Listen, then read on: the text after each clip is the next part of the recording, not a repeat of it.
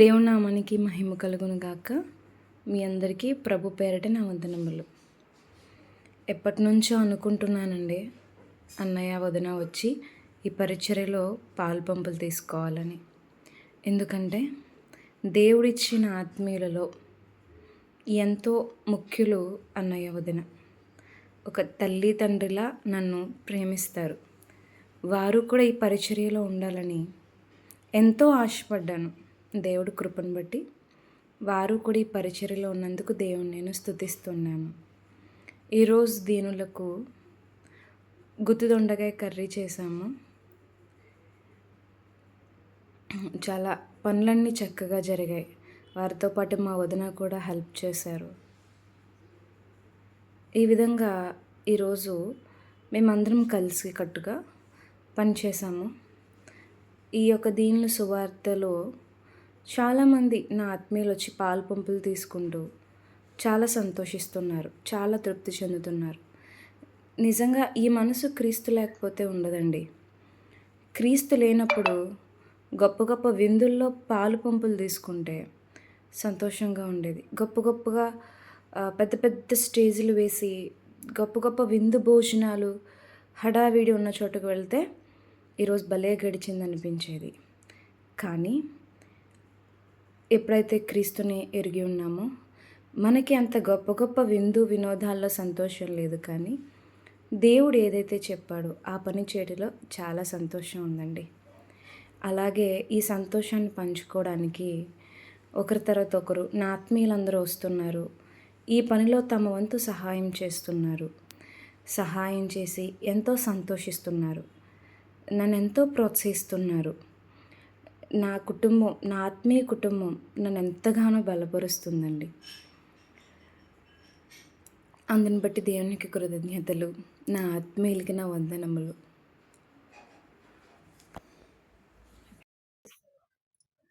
తల్లిలా లాలించును, తండ్రిలా ప్రేమించును. తల్లిలా లాలించును, తండ్రిలా ప్రేమించును. ముదిమి వచ్చు వరకు ఎత్తుకొని ముద్దాడును, చంక పెట్టుకుని కాపాడును యేసయ్యా. సరే అండి, మనం దేవుని వాక్యాన్ని ధ్యానించుకుందాము.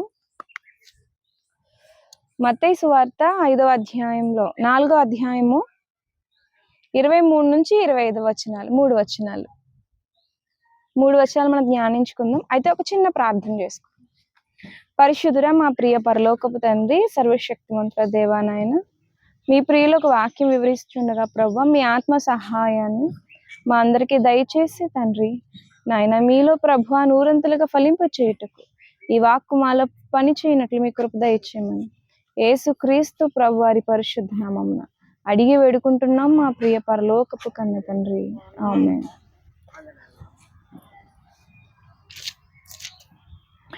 యేసు వారి సమాజ మందిరములలో బోధించుచు, రాజ్యమును గూర్చిన సువార్తను ప్రకటించుచు, ప్రజలలోని ప్రతి వ్యాధిని రోగమును స్వస్థపరచుచు గలిలయ అంతటా సంచరించెను. హాస్పిటల్ మన దగ్గరికి రాదండి, మనం హాస్పిటల్కి వెళ్ళాలి. అవునా? డాక్టర్లు మన దగ్గరికి రారు, మనం డాక్టర్ దగ్గరికి వెళ్ళాలి. కొంతమంది డాక్టర్లు మీరు చూసారో లేదో చాలా కోపంగా ఉంటారు. చెప్పిన విషయమే రెండోసారి చెప్తే ఎందుకమ్మా అన్నిసార్లు చెప్తావు అంటారు. పలానా చోట రిపోర్ట్లు ఇలా వచ్చాయండి, ఇలా అన్నారంటే అక్కడికి వెళ్ళిందని నా దగ్గరికి ఎందుకు వచ్చా, పో అక్కడికే పో. మనం ఏం చేస్తాం, దిక్కులేక అలా కాదు బాబు, ఇలా కాదు బాబు అని బతిమలాడుకుంటాం. అవునా? డాక్టర్లు వచ్చి బతిమలాడి వైద్యం చేస్తారా? చేయరు. కానీ దేవుడే తానే స్వయంగా రోగుల దగ్గరికి వచ్చి స్వస్థపరిచారండి. తాను సంచరించుచు అంటే ఆయన తిరుగుతూ తిరుగుతూ తిరుగుతూ ఆ చుట్టుపక్కల గ్రామాలు ఏవైతే ఉన్నాయో, ఏంటి గలిలయ, దెకపోలి, యెరూషలేము, ఇవన్నీ చోట్లకి ఆయన సంచరించాడు. ఓ పక్క వాక్యాన్ని బోధిస్తూ, ఓ పక్క ఈ యొక్క క్రీస్తు రాజ్యం గురించి ప్రకటిస్తూ, రోగాలను స్వస్థపరుస్తున్నాడు. ఆయనే తనకు తానుగా వచ్చి రోగుల్ని బాగు చేశాడండి. ఎంత దయామయుడు మన ప్రభువు! ఎంత జాలిగల దేవుడు మన ప్రభువు! మన అవసరానికి మనం వెళ్లి కాళ్ళు పట్టుకుంటాం. కానీ ప్రభువు మనం అడగకుండానే మన కొరకు ఈ భూమి మీదకొచ్చి, ఆయన సంచరిస్తూ తన కాళ్ళతో నడిచి, ప్రతి స్థలానికి వెళ్ళి, రోగిని చూసి, నువ్వు స్వస్థపడాలనుకుంటున్నావని అడిగి మరి, కోరి మరి, దేవుడే స్వస్థపరిచాడు. అమ్మైనా అడిగితేనే గాని అన్నం పెట్టదు. కానీ మన ప్రభు అడగకుండానే వరాలిస్తున్నాడు కదా! రోగమే కాదు, పాపాన్ని తీయడానికి కూడా ఏ మనిషి మొర్రపెట్టలేదు ఆయన. అసలు పాపంలో ఉన్నాను అన్నటువంటి స్పృహే లేకుండా బ్రతికాడు. కానీ ప్రభు ముందు స్పృహ కల్పించాడు. నువ్వు పాపివి. నీ చుట్టూ ఉన్నదంతా ఒక మాయ. అలా మన చుట్టూ ఉన్నదాన్ని చూపించి, మన స్థితిని మనకి తెలియచేసి, అయితే ఇప్పుడు ఎలా ప్రభువా, మరి ఎలాగా, నేను పాపిని కదా, మరి ఎలాగ రక్షించబడాలి అని మనం ఏమన్నా అడిగామా? లేదే. ఆయనే తనకు తానుగా ఈ భూమి మీదకొచ్చి మనం అడగకుండానే ప్రాణాన్ని ఇచ్చాడు. అడిగినా మన వాళ్ళు చచ్చిపోతున్నా సరే కొన్ని వేడి గంజి నీళ్లు పోయినంటారు కదా. కొంతమంది చచ్చిపోతున్న వాడికి కాసంత వేడి గంజి ఇద్దామని కూడా అనుకోకుండా పక్కకు వారబోసుకుంటారంట. అవునా? మరి ప్రభు నిత్య నరకాగ్నికి వెళ్ళిపోవలసిన మన కోసం తన ప్రాణాన్ని అడగకుండా ఇచ్చేశాడు. అడగకుండా ఇచ్చేసాడు కనుకే చాలా మందికి దాని యొక్క విలువ తెలియట్లేదు. దాని విలువ తెలియట్లేదు. చూడండి, ప్రతి వ్యాధిని చూడండి, మనము మన వాళ్ళైనా ఒక్కొక్కసారి చూడండి, కొన్ని రోగాలకు మనమే సేవ చేయలేం. కొన్ని రోగాలకి మనమే ముట్టుకోలేం. కొన్ని రోగాలకు మనమే దగ్గరికి వెళ్ళాం. కరోనా వచ్చింది. బాగా మనిషి అంటే మనిషి నిజస్వరూపం బయటకు వచ్చేసింది కరోనాలో. ఏమండి? కరోనాతో చచ్చిపోయినప్పుడు, కరోనాతో మంచం మీద పడినప్పుడు సొంత కుటుంబమే తలుపులు వేసేసి గేడేసి వదిలేసిన వాళ్ళు ఉన్నారు. సొంత కుటుంబమే గెంటేసిన వాళ్ళు ఉన్నారు. ఒక ఆయన చచ్చిపోతే 3 రోజులు అలా వదిలేశారు హాల్లో. ఇవన్నీ కరోనా టైంలో శవాలు తీసుకెళ్లి వాళ్ళు వచ్చేవాళ్ళు కదండి. ఇదంతా అద్దంతో కవర్ చేసుకుని, క్లాత్ తో కవర్ చేసుకుని బాడీ మొత్తం, ఏదో చందమామ మీదకి ఎక్కడానికి వెళ్ళినప్పుడు వేసుకుంటారు సూట్లు, అలా వేసుకుని వచ్చి ఆ శవాన్ని లాక్కుని వెళ్ళారు. అంటే చూడండి, కొన్ని వ్యాధులు ఏం చేస్తాయంటే మనం ముట్టుకోలేము. పూర్వకాలంలో అలా ముట్టుకోలేని వ్యాధి ఏంటో తెలుసండి? కుష్టు వ్యాధి. కుష్టు వచ్చిందా, అప్పుడు దాకా నాన్నగారు అన్న అబ్బాయి కూడా బయటికి నడండి అనేవాడు. ఏమండి అనే భార్య కూడా మీరు త్వరగా వెళ్ళిపోతే మంచిది అనేది. స్త్రీకి వచ్చినా అంతే. సొంత తల్లైనా, సొంత బిడ్డ అయినా సరే కుష్టి వ్యాధి వచ్చిందా ఊరి చివర పెట్టేసేవారు. కొన్ని వ్యాధులకు మనం ఏమి చేయలేము. టీవీ ఉందండి, క్షయ వ్యాధి ఉంది. అది గాలిలో శ్వాస ద్వారా వచ్చేస్తుంది. సప్పు కూడా అంటుకుంటదంట సప్పు కూడా. ఒకే సబ్బు వాడితే అంటుకుంటది. మనం ఏం చేస్తాం?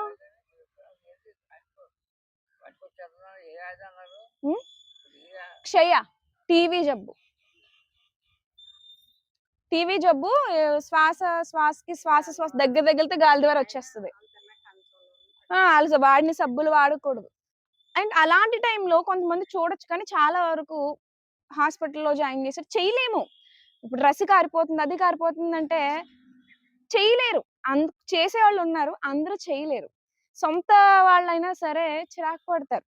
కానీ మన ప్రభు సొంత వాళ్ళకే చేయలేము. ఒకళ్ళు చేసిన ఇసుక్కుని కసురుకుని, ఏం కర్మో, నాకు ఇంత బాధ పట్టేసింది, చెయ్యక తప్పదు, నలుగురు ఏమన్నా అంటారని చేస్తున్నాను అని విసుక్కుని అవసరమైతే రోగంతో ఉన్న వాళ్ళు 4 కర్రతో దెబ్బలు కొట్టి, 4 వేసి చేస్తారు నాన్న వాళ్ళని. కానీ ఇక్కడ చూడు, ఆయన ప్రతి వ్యాధిని నేను ఇప్పుడు ఉన్నాను అనుకోండి, ఒక వ్యాధి ఉంటది. ఆ వ్యాధి పేరు జలధర రోగం, జలోదర రోగం అంతే కదా, జలోదర అనుకుంటాం. ఈ జలోదర రోగం అంటే పొట్ట ఇలా ఇంత, నిజంగా చెప్తున్నాను, ఇక్కడి నుంచి స్టార్ట్ అయ్యి ఇలా ఉంటది, ఎంత ఉంటది. మనిషి సన్నంగా ఉన్న పొట్ట ఆ మాత్రం ఉంటది. దాని నిండా జలం అంటే నీళ్లు.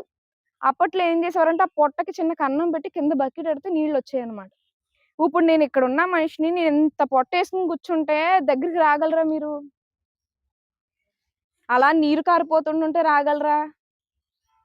రాలేరు. అలాంటి వాళ్ళకి తానే దగ్గరికి వెళ్ళి ఆయన స్వస్థపరిచాడు. కుష్టి వ్యాధిగ్రస్తతో చీము కారిపోతూ దుర్వాసన కొడుతూ మట్టి మశానంలో బ్రతుకుతున్న వాళ్ళని తాకి ఇలా పట్టుకుని తన 2 చేతులతో ఆయన స్వస్థపరిచాడు. అందరూ గెంటేస్తే ఎక్కడో ఊరవతలు ఉన్న వాళ్ళ దగ్గరికి పోయి ఇలా పట్టుకున్న ఆయన స్వస్థపరిచాడు. ప్రతి రోగము, ఈ రోగం ఆ రోగం ఏ రోగము కాదు, అన్ని రోగాలను ఆయన ఛేదరించుకోలేదు. తల్లికి మించిన మనసైంది.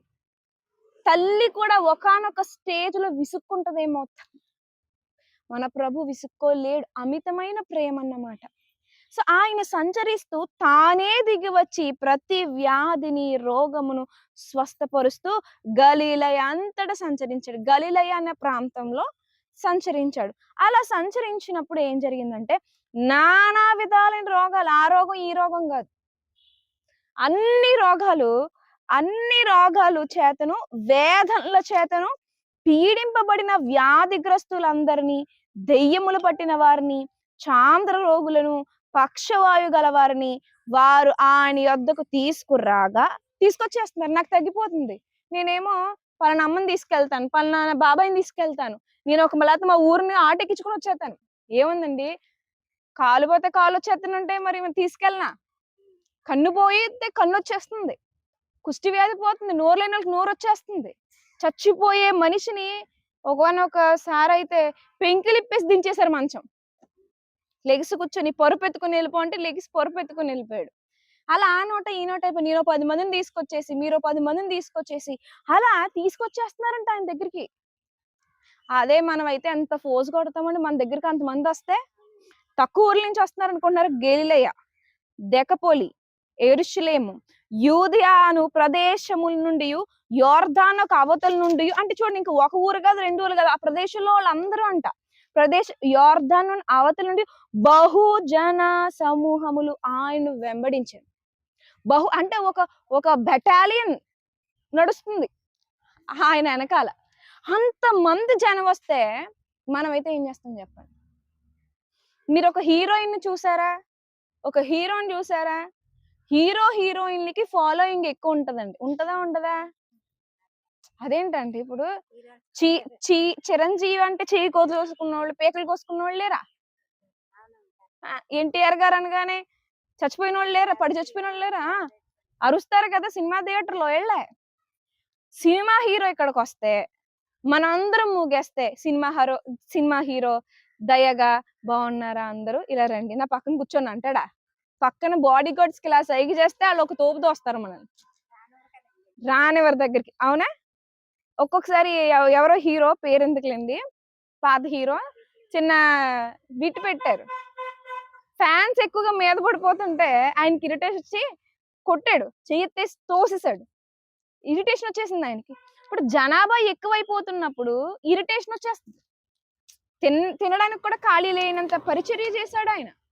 శిష్యులకు తినడానికి ఖాళీ లేదంటే ఒక్కొక్కసారి తినడానికి అసలు టైం ఉండేది కాదు. మనమైతే అంత సేవ చేస్తాం తిండి మానేసి. ఆకలేసిందంటే కోపం వచ్చేది. అవునా? ఆకలేస్తే కోపం వచ్చేది. తీసుకొచ్చి అన్నం పెట్టినా నచ్చని కూరతో గెంటేస్తాం.